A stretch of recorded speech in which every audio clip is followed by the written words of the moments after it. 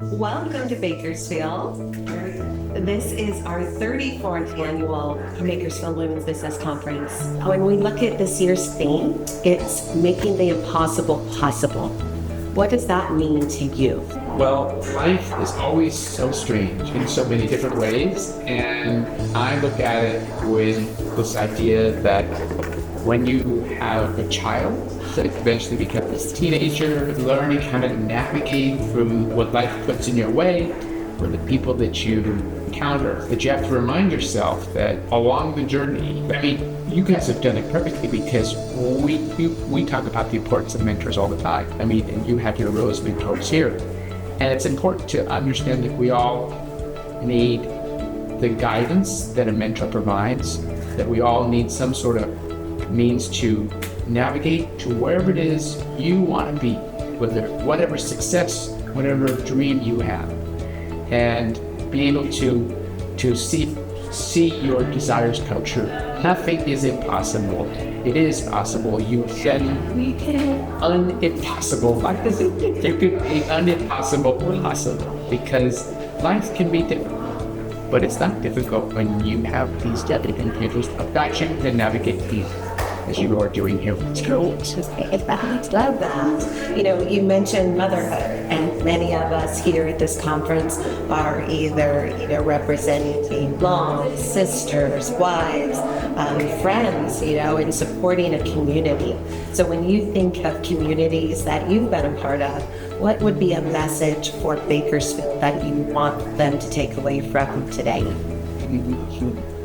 I think there's so many different messages that that are out there, depending on who you're talking about and where you come from. My particular message as a woman who is deaf, from my community, from what I've seen, it's all about developing allies, developing individuals who are collaborating, people who have had experiences of pain, overcoming barriers, whether we're talking about business life or home life or family life, or even just your personal well-being. A lot of deaf women who are able to maneuver, but they need the support that allies bring, and that's what I talk to them. Yeah, when we think about allies and in your celebrity, what you've been able to bring awareness to, and most recently through the film Coda, which was beautiful. What do you hope films like that inspire others to be a part of the future? I think there are people that are out there that don't even realize that we as individuals, that there is a community, there is a culture, there is a language, that there are deaf children who are deserving of an accessible education that is equivalent to a hearing peers, and that there is employment opportunities that need to be there. There are things that deaf people want to do that they are able to do, but a lot of times they're prevented from doing that, and they might face barriers because of people see them, not because they are deaf, but because how they're viewed as deaf people. And they're not sure whether these people can perform equally like their hearing peers. So I think it's important for people to think outside the box, to understand and to know that there are deaf people out there that are very capable and useful.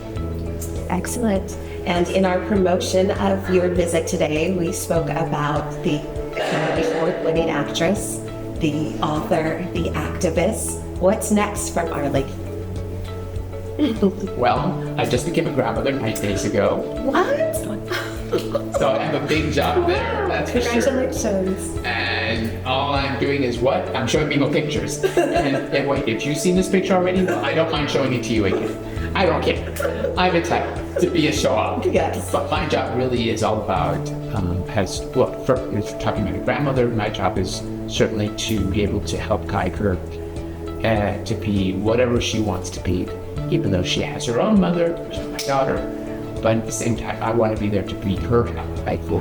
As far as work goes, I'm still acting, I'm still producing, I'm still attempting to figure out what's out there that I can tackle that I haven't done yet. And not exactly where to start, but I think sometimes I could even use some guidance too.